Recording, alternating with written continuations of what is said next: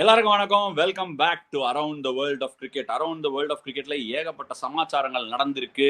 நம்ம ஒரு ஏபிஎல் முடிஞ்சிருக்கு. APL winning coach, Andhra premier லீகோட வின்னிங் கோச் நம்மள இணைஞ்சிருக்காரு. பிடாக், கங்க்ராச்சுலேஷன்ஸ் பா, கலக்கிட்ட. அப்புறம் டிஎன்பிஎல் முடிஞ்சிருக்கு. அப்புறம் இன்னைக்கு வந்து ஐபிஎல் ஆக்ஷன் டிபேட். இந்த ஐபிஎல் ஆக்ஷன் டிபேட்ல நம்ம ஃபர்ஸ்ட் எடுக்க போற டாபிக் என்ன அப்படின்னா, எம்எஸ் தோனி அன்கேப் பிளேயரா ஐபிஎல் விளையாட போறாரா? அது ஒரு பெரிய சர்ச்சை போயிட்டு இருக்கு. பட் பிஃபோர் தட், பிடாக் கோச்சா போனா ஜெயிச்சிட்டீங்க. கயானா அமேசான் வாரியர்ஸ்க்கு அனலிஸ்டா இருந்தீங்க. இந்த தடவை அசிஸ்டன்ட் கோச்சா ப்ரமோட் ஆயிருக்கீங்க. ஆந்திரா பிரீமியர் லீகை ஜெயிச்சிட்டீங்க. கோனா, ஸ்ரீகர், பரத், அஸ்வின், ஹெப்பார் இவங்களெல்லாம் வச்சு ஜெயிச்சிருக்க. எப்படி இருந்தது உன்னோட எக்ஸ்பீரியன்ஸ்? இதுக்கு முன்னாடி டிஎன்பிஎல் வேற திண்டுக்கல் டிராகன்ஸோட ஹை பர்ஃபார்மன்ஸ் அனலிஸ்டா இருந்த ஒரு வருஷம். எப்படி போச்சு? How was it at APL? First அந்த ஓனர்ஸ்ல என்ன பண்ணிட்டாங்க, ஆக்ஷன்ல நீங்க மட்டும் உட்காருங்கன்ட்டாங்க. லோக்கல் எக்ஸ்பர்டீஸ் யாருமே கிடையாது. ஃபர்ஸ்ட் டைம் ஆந்திராக்கு போறப்ப டிஎன்பிஎல்ல என்னால் ஆக்ஷன்ல உட்கார முடியும். ஏன்னா ஒவ்வொரு வருஷமும் நான் அதை பாக்குறேன். ஆந்திரா அப்படின்னு பாத்தீங்கன்னா ஒரு ஒரு 10 பிளேயர் மேல எனக்கு யாருமே தெரியாது, ஆனஸ்ட்லி ஸ்பீக்கிங். அதுக்கப்புறம் அந்த ஸ்டாட்ஸ் எல்லாம் டிக் பண்ணி எந்தெந்த சுச்சுவேஷன்ல எப்படி ஆடி இருக்காங்கன்னு இது பண்ணி ஆனஸ்டா சொல்றேன், ஒரு ஒரு தோராயமா தான் அந்த டீமை எடுத்தேன். ஆனா ஒரே ஒரு அந்த இது என்னன்னா, அந்த ஓனர் வந்துட்டு ஒரு கிரவுண்டே அவர் ஓன் பண்றாரு. இந்த ரயில்வே ஸ்டேடியம்னு ஒன்று நீங்களும் ஆடி இருப்பீங்க அந்த காலத்துல. அங்க அண்டர் 19 ஆப்ரோ ஏஷியா கப்னு ஒன்று நடந்தது. அங்க நாங்க ஆடி இருக்கோம், இந்தியா அண்டர் 19லாம். அந்த கிரவுண்டே கொடுத்துட்டாரு. 15 நாள் கேம்ப் வச்சு அதுக்கப்புறம் பிளேயர்ஸ், அதுக்கப்புறம் நான் எடுத்த பிளேயரே அப்பதான் எனக்கு புரிஞ்சுது யார் யாரால என்ன பண்ண முடியும்னு. பட் கொஞ்சம் எலிமினேட்டர் போய் தான் ஜெயிச்சோம். It is not a cake walk. But first time ஒரு ஹெட் கோச்சா வந்து நம்மளே எல்லாம் பண்ணி அது ஒரு கிரேட் எக்ஸ்பீரியன்ஸ். ஒரு செம்ம டேலண்ட்ஸ்லாம் இருக்காங்க. I'll be very disappointed if someone like Ashwin Hebbar அப்படின்னு ஒருத்தர், முவல்லா யுவன் ஒரு பையன் இருக்கான். நீங்க ரொம்ப பிடிக்கும் உங்களை. அந்த அந்த மாதிரி ஒரு 360 degrees player, 19 year old. K V Sasikanth ஒரு ஃபாஸ்ட் பவுலரு, சுதர்ஷன் அப்படின்னு ஒரு ஃபாஸ்ட் பவுலர் எங்களுக்கு ஆடினாரு. ஒரு சில டேலண்ட்லாம் வந்து இந்த Shaikh Rasheed, I'm just falling in love with his batting. பாவம் சான்ஸே கிடைக்கல. என்ன டெக்னிக்கலி கிளாஸ். ஆனா ஆனஸ்டா நான் உங்களுக்கு சொல்றேன், நீங்க ரேங்க் பண்ணணும். நான் எல்லாத்தையும் பார்ப்பேன். சண்டிகர் பிரீமியர் லீக் பார்ப்பேன், சௌராஷ்டிரா பிரீமியர் லீக், டிஎன்பிஎல் இங்க இருக்குங்க. டிஎன்பிஎலோட எதையுமே நீங்க கம்பேர் பண்ண முடியும். ரொம்ப ஹையா இருக்குங்க ஸ்டாண்டர்ட்ஸ். இப்ப நான் என்ன சொல்றேன், ஒரு 10 லெப்ட் ஆஃப் ஸ்பின்னர்ஸ் இருக்காங்க டிஎன்பிஎல்ல. அந்த 10 பேராலையும் ஐபிஎல் ஆட முடியும். அந்த 10 பேராலையும் ஐபிஎல் ஆட முடியும். ஆனஸ்டா நான் சொல்றேன். அப்படிங்கும் போது அந்த டேலண்ட் இப்ப ஆந்திரா எல்லாம் பாத்தீங்கன்னா ஒரு 6 பேர் 7 பேரை ஒரு செலக்ஷன் ட்ரையல்ஸுக்கு என்னால ரெக்கமெண்ட் பண்ண முடியும். நான் ஒரு 6-7 பேர் மேல ரெக்கமெண்ட் பண்ண முடியாது. அந்த சண்டிகர் பிரீமியர் லீக் பார்த்திருக்கேன், அதுல ஒரு 6 பேர் ஷார்ட் லிஸ்ட் பண்ணி வச்சிருக்கேன். பட் டிஎன்பிஎல்ல பாத்தீங்கன்னா ஒரு கடலே இருக்குங்க. ஒரு லாரி வண்டியா போலாம் டேலண்ட். அது எங்கேயோ போயிட்டு இருக்கு TNPL. Hopefully I will be part of TNPL next year. அதுதான் என்னோட இன்னொரு ஆசை. ஏய், நீ எங்க போறன்னு எனக்கு தெரியும். சரி, ரெண்டாவது தம்பி, சாரி டு இன்டரப்ட். அதே மாதிரி this is the first time we have got involved in TNPL right from first game to the last game. Coach cum கேப்டன்ரா. இருங்க, ஆலினால் அழகுசாமி கவுண்டமணி மாதிரி இந்த பக்கம் பூசு இந்த பக்கம் பூசுன்னு எல்லாமே. அதாவது ஒன்னே ஒன்று சொல்றேன், இப்ப இந்த பாக்குற வியூவர்ஸுக்கு எல்லாம் சொல்றேன். அதாவது ஆம்பிஷன் அப்படிங்கிறது நீங்க உங்களுக்குள்ள செட் பண்றது. ஆளினால் அழகு சாமின்னு, அது ஆளினால் அழகு ராஜா. ஆளினால் அழகு ராஜா தான் சொன்னேன் உங்களுக்கு. சரத்குமார் இன்சிடென்ட் பத்தி சொல்லணும். அதாவது என்னோட ஃப்ரெண்ட்ஸ் எல்லாம் வந்திருந்தாங்க ரொம்ப நாள் கழிச்சு. ஒய்ஃபுக்கு வேற உடம்பு சரியில்லை இல்லையா, வந்து பாக்கிறதுக்காக வந்திருந்தாங்க. பார்த்துட்டு இருந்தோம். அப்ப வந்து அஸ்வின் வந்து ரொம்ப காரசாரமா, அதுதான் டாபிக்கே, என்னடா என்ன சொல்றாங்க அப்படின்னு சொன்னேன். பாரு, எனக்கும் அவருக்கு ரிலேஷன்ஷிப் ரொம்ப க்ளோஸ், அவர் என்ன சொல்றாருன்றது நான் சொல்றேன் பாரு அப்படின்னு. சரி சொல்லு அப்படின்னு. சொல்லி பழக்கம் கிடையாது நமக்கு, பாட்டு படிச்சுதான் காணும். என்ன சொன்னாருன்னா அவரு, எல்லாருக்கும் சொல்றேன்.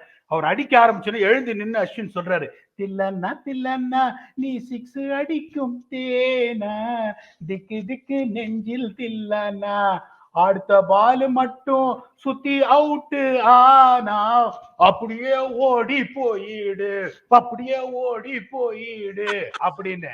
அதுக்கப்புறம் ஃபைனல்ஸ் ரணகலப்படுத்தினாரு அதே சரத்குமார். கேட்ச் கீச் எல்லாம் பிடிச்சி மேட்ச் அடிச்சு ஜெயிச்சு பேட் எப்படி காமிச்சாரு, அவங்க அப்பா அம்மா எல்லாம் பார்த்தாரு.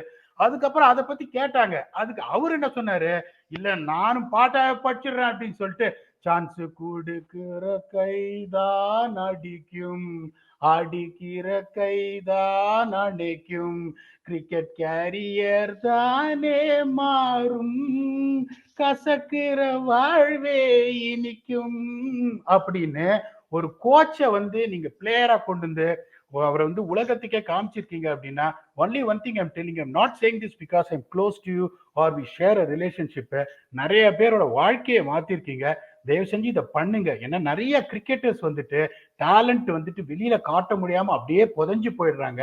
கொஞ்சம் தயவு செஞ்சு இந்த மாதிரி ஒரு பிளேயர்ஸ்லாம் உலகத்துக்கு காட்டி அவங்க வாழ்க்கையை மாத்திக்கோங்க. நான் முடிச்சுக்கிறேன், நீங்க பேசுங்க. இல்ல ஆக்சுவலா சரத்குமாரோட ஸ்டோரி வந்து எனக்கு ரொம்ப வந்து ஒரு ரொம்ப close to the heart story பீடாக். என்ன ஆச்சுன்னா, நான் என் ஓனர்ஸ் கிட்ட சொன்னேன், இந்த பாருங்க நான் 10 லட்சம் ரூபாய் பிளேயர், நான் எல்லா வருஷமும் விளையாடுறதே இல்லை டிஎன்பிஎல், என்ன விட்டுருங்க, நீங்க வேற யாரையும் ரீடைன் பண்ணிக்கங்க. ஏன்னா கடைசியில போய் நான் ஊருக்கு கிளம்புற மாதிரி ஆயிடுது, நான் ஊருக்கு கிளம்பிட்டேன்னா டீம் வந்து அதுக்கப்புறமா கொஞ்சம் வேற யாராவது கேப்டன் போட்டு பண்ண வேண்டியதா இருக்கு அப்படின்னு ஓனர் சொன்னார்.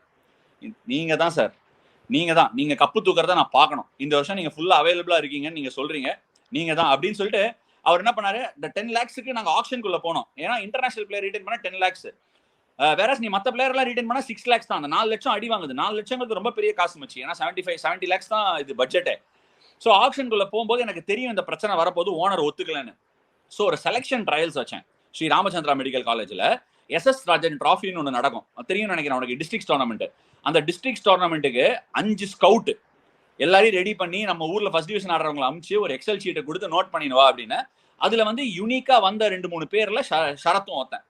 ஷரத் வந்த போது எனக்கு என்ன ரொம்ப பிடிச்சிருந்ததுன்னா, செலெக்ஷன் ட்ரையல்ஸ்ல ஃபீட் யூஸ் பண்றான், பின்னாடி அடிக்கிறான், ரிவர்ஸ் ஸ்வீப் அடிக்கிறான், ரொம்ப வெரி டிஃபரெண்ட். அப்புறம் நான் போயிட்டு அவன்கிட்ட சொன்னேன், இந்த பார்ப்பா கொஞ்சம் காலை பின்னாடி எடுத்துட்டு போயிட்டு மிட் விக்கெட்ல அடிக்கிற பால் ஸ்கொயர் லெக்ல அடின்னு. அவனால பண்ண முடிஞ்சது. கிரிக்கெட் வந்து ஒண்ணு நம்ம கிட்ட இருக்கிற சரக்கு, ரெண்டாவது சொல்றதை கேட்டு அதை அடாப்ட் பண்றது, ரெண்டாவது என்னோட எமோஷன் அப்படி வெளில கத்திட்டேன். ஆனா என் பையன் டீமுக்குள்ள ஒரு கிரிக்கெட் டைனமிக்ஸ்ல என்ன நடக்குதுன்னு எங்களுக்கு தெரியும். கிரிக்கெட் டைனமிக்ஸ் புரியாத நிறைய பேர் வேற ஏதோ பேச, அதை பத்தி ஐம் நாட் பாதர்ட். ஆனா அவனோட story of being a PT teacher to where he's come is unbelievable. இந்த வருஷம் கூட நான் ஷரத் கிட்ட சொன்னேன், ஷரத் போன வருஷம் நல்லா விளையாடினேன், இந்த வருஷம் போன வருஷத்தோட கொஞ்சம் சுமாரா விளையாடுற, நல்லா பெட்டர் பண்ணிக்கணும் ஷரத் அப்படின்னு ஒரு வார்த்தை சொன்னதுதான். அண்ணே எனக்கு ஒரே ஒரு தடவை ஃபைனல்ல கொடுங்கண்ணே, ஏன்னா சிவம் சிங் இன்ஜூர் ஆயிட்டான். சொன்ன உடனே ஷரத் கிட்ட சொன்னேன், ஐயோ ஷரத் வேற லாஸ்ட் இயர் அவனுக்கு ஷோல்டர் ப்ராப்ளம், த்ரோ அடிக்க முடியாது. கேட்டேன், டேய் எங்கடா ஒன்று நிக்க வைக்கிறது, வேற யாரையா விளையாட வச்சிடலாமா அப்படின்னு சொல்லி ஒரு தாட் போகும்போது எனக்கு ஷரத் மேல அந்த 9 பால் 20 அடிப்பாங்கிற நம்பிக்கை இருந்தது. ஆனா அவன் ஃபீல்டிங் எப்படி த்ரோ அடிக்க போறான்னு நினைச்சிட்டே இருக்கும்போது வந்து சொன்னானே, கொடுங்கண்ணே நான் உயிரை கொடுக்குறேன்னா.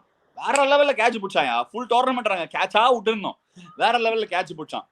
அதனால நான் என்ன சொல்லுவேன் எல்லாருக்கும் அப்படின்னா, ஒரு விஷயம்னா, நீங்க வந்து எஃபர்ட் போட்டுட்டே இருங்க, எஃபர்ட் போட்டுட்டே இருந்தா யாராவது ஒருத்தர் கண்ணில் கரெக்டா மாட்டுவீங்க. ஷரத்தோட கேஸ் அதுதான். எனிவே நம்ம டிஎன்பிஎல் பத்தி பேசினா எனக்கு அது ஹார்ட்டுக்கு ரொம்ப க்ளோஸ். ஸோ அந்த ஹார்ட்டுக்கு ரொம்ப க்ளோஸ்ங்கிறதுனால நிறைய நேரம் பேசுவேன். இந்த பசங்களோட அவங்களோட லைஃப் அவங்க கண்ணு முன்னாடி மாறுது இல்ல, அதோட ஒரு ஹாப்பினஸ் எதுவுமே கிடையாது. ஆனா ஒண்ணே எஸ்எஸ் ராஜன் டிராபி தெரியுமான்னு கேட்டு என்ன அவமானப்படுத்தினீங்க, அதுதான் கொஞ்சம் வலிக்குது. The slowest 50 ever made in SS Rajan Trophy was achieved by me in 1993 against Salem. 50 not out of 219 balls when we were 31 for 8. 31 for 8ல இருந்து 270 ரன் அடிச்சு மேட்ச் ஜெயிச்சோம். அதனால எஸ்எஸ் ராஜன் டிராபி தெரியுமான்னு கேட்காதீங்க. அப்ப 50 ஓவர் மேட்ச்ல 2 நாள் மேட்ச். சரி நீ இவ்வளவு பேசுற, இப்ப அடுத்து என்ன, ஏபிஎல் ஜெயிச்சிட்ட, டிஎன்பிஎல் பத்தி பேசிட்ட, கயானாக்கு மேட்ச் ஜெயிச்சிட்ட, இப்ப திருப்பி ஐபிஎல் உனக்கு ஏதோ வேலை கிடைக்க போற மாதிரி ஏதோ பேச்செல்லாம் அடிப்படுது, அதை பத்தி என்ன நினைக்கிற? ஒரு 2 டீம், ஒரு டீம் க்ளோஸா அப்ரோச் வந்திருக்கு. பட் என்னை பொறுத்த வரைக்கும் நான் ஒரே ஒரு கண்டிஷன் தான் போட்டிருக்கேன். அதெல்லாம் வேணாம், நீ உன் கண்டிஷன்லாம் சொல்லவே வேணாம். உன்னோட மாறடிக்கிறதே எனக்கு பெரிய இம்சையா இருக்கு. சரி நம்ம ஐபிஎல் போயிடலாம். ஏகப்பட்ட ரிட்டன்ஷன் பாலிசிஸ்லாம் வந்திருக்கு. நிறைய பிரான்ச்சைசிஸ் இது வேணும் அது வேணும்னு கேட்டிருக்காங்க. ஒரு சில பிரான்ச்சைசிஸ் 8 ரிட்டன்ஷன் கொடுன்னு இருக்காங்க. ஒரு சில பிரான்ச்சைசி வந்து 5 ரிட்டன்ஷன் 4 ரிட்டன்ஷன் கொடுத்து 3 RTM கொடுன்னு கேட்டிருக்காங்க. ஃபாரின் பிளேயர்ஸ் வந்து சரியா வரலன்னா அதுக்கு பேன் பண்ணணும்னு ஒரு சில பேர் கேட்டிருக்காங்க. பட் நம்ம இன்னைக்கு அணுக போற first topic, MS Dhoni uncapped பிளேயரா ரீடைன் பண்ணணும் அப்படின்னு முன்ன வச்ச அந்த ஒரு கருத்தை பத்தி நீ என்ன நினைக்கிற? அது மாதிரி நடக்குமா, நடக்க வாய்ப்பு இருக்கா? ஆஸ் அ சிஎஸ்கே ஃபேன் அது நடக்கணும்னு ஆசைப்படுவேன். ஆனா அது நடந்தா அது மிகப்பெரிய தப்பு, அதை பண்ணக்கூடாது. ஏன்னா வந்து நாணயமா பேசணும். ஏன்னா நிறைய பேர் இந்த இதுலயும் ஹானஸ்ட் ராஜ் அப்படின்னு இதெல்லாம் போடுவாங்கன்றதுனால நான் ஒரே ஒரு கேள்வி கேட்கிறேன். எவ்வளோ பெரிய ஸ்டார் அவரு, இப்பயும் வந்து பொழுதுபோக்குக்காக வந்து ஐபிஎல் வந்துட்டு எங்க 6 அடிக்கணுமோ சரி எக்ஸ்ட்ரா காஸ்ட்ல சரி உடுப்பா அடிக்கலாம்னு அடிக்கிறாரு. அவரை நீங்க அன்கேப்டு பிளேயரா ரீடைன் பண்ணுன்றீங்க, எனக்கு ஒன்றும் புரியலையே. நீங்க உங்களுக்கு வந்து ஸ்லாப் இருக்கும். இப்ப என்ன பொறுத்த வரைக்கும் பாத்தீங்கன்னா இல்ல நான் இன்டரப்ட் பண்றதுக்கு நன்றி. I understand where you are coming from. And நீ சொல்றதுல நிறைய மெரிட் இருக்கு, அதை நான் ஒத்துக்கிறேன். ஆனா அவங்க என்ன சி 1000 தான் இருந்தாலும் ஒருத்தர் கொலையே பண்ணாலும் சரி, ஒரு கொலையே அடிச்சாலும் லா படி நீ அதை ப்ரூவ் பண்ணணும், நிரூபிக்கணும். அவங்க என்ன சொல்றாங்க, முன்னாடி இந்த மாதிரி ரூல் இருந்தது இல்ல, இந்தியாவுக்கு 3 வருஷம் விளையாடலன்னா அவன் அன்கேப் பிளேயர் லிஸ்ட்ல வந்துடுறாங்கிற ஒரு ரூல் இருந்தது இல்ல, அந்த ரூலை ஏன் அப்ளை பண்ணக்கூடாதுன்னு கேட்டிருக்காங்க. அது ஃபேர் கொஸ்டின் தானே? அது நீங்க வந்துட்டு நீங்க இப்ப கொலையை பத்தி சொன்னீங்க. ஒரு கொலையை பண்ணிட்டு அதுக்கப்புறம் நான் செயின்ட் ஆயிடுறேன், திருந்திடுறேன், 10 வருஷம் ஜெயிலுக்கு போயிட்டு நீங்க வந்தாலும் நீங்க பண்ணது கொலை தான். ஓகே, அதனால அந்த இதுக்கு முன்னாடி அந்த ரூல் இருந்தது, அது முட்டாள்தனமான ரூல்ன்றதுனால ஏற்கனவே அந்த ரூல் இருந்ததுன்றனால திருப்பி கொண்டு வரணும்னு பார்க்க கூடாது. இப்போ உங்களுக்கு என்ன ரொம்ப சிம்பிள், இப்போ there is going to be some retentions that is going to happen. And அவர் வந்து ஒரு ஐகான் அப்படிங்கும் போது அவர் இல்லைன்னா இப்ப நான் ஒண்ணு சொல்ல போறேன், ஃபேன் ஃபாலோயிங் உங்களை கேட்கறேன் நான். சிஎஸ்கேங்கிறது ஹையஸ்ட் ஃபேன் பேஸ் இந்த வேர்ல்டு. இங்க ஜோனாஸ்பர்க்ல உட்காந்துருக்கேன், பக்கத்துல சூப்பர் கிங்ஸ் அந்த ஒரு கொடி போட்டு வச்சிருக்கேன் ஒரு வெள்ளைக்காரன். அதான் அந்த அளவுக்கு எதுக்காக இருக்கு நீங்க கேடுங்க. That is only for MS Dhoni. இப்ப நான் நிறைய பேர் வந்து ஒரு சில டிக்கெட் கேட்பேன், எவனா ஒருத்த வந்து கேட்பான், ஏன்னா இங்க போறேன் அங்க போறேன் கொடுங்கன்னா ரிப்ளை வரும், it's Dhoni is playing, no unfortunately I can't get you tickets. CSK is Dhoni, Dhoni is CSK. அப்படிங்கும் போது உங்களுக்கு இவ்வளவு ரிட்டென்ஷன்ஸ், எவ்வளவு ரிட்டென்ஷன் வரப்போறது நமக்கு தெரியாது. அப்படிங்கும் போது if is fit enough to play, fit enough to play எல்லாம் கிடையாது, கல்லியா இருந்தாலும் எப்ப வேணாலும் வந்து நிப்பாரு அவரு. அதனால நீங்க வந்துட்டு யூ ரீடைன் ஹிம். அது அன்கேப்டு பிளேயரா ரீடைன் பண்றவங்க எப்படி யோசிக்கிறாங்க? நம்ம டைனமிக்ஸ் நான் சொல்றேன். இப்போ என்ன ஆகுனா, அவரை நீ வந்து கேப்டு பிளேயரா ரீடைன் பண்ணனா, ஒருவேளை இப்போ வந்து 5 இயர் சைக்கிளா 3 இயர் சைக்கிளான்னு கேட்டிருக்காங்க. ஒருவேளை அவரால் இந்த next 3 year cycle 5 year cycle ஆடுறதுங்கிறது வெரி டவுட்ஃபுல் இல்லையா?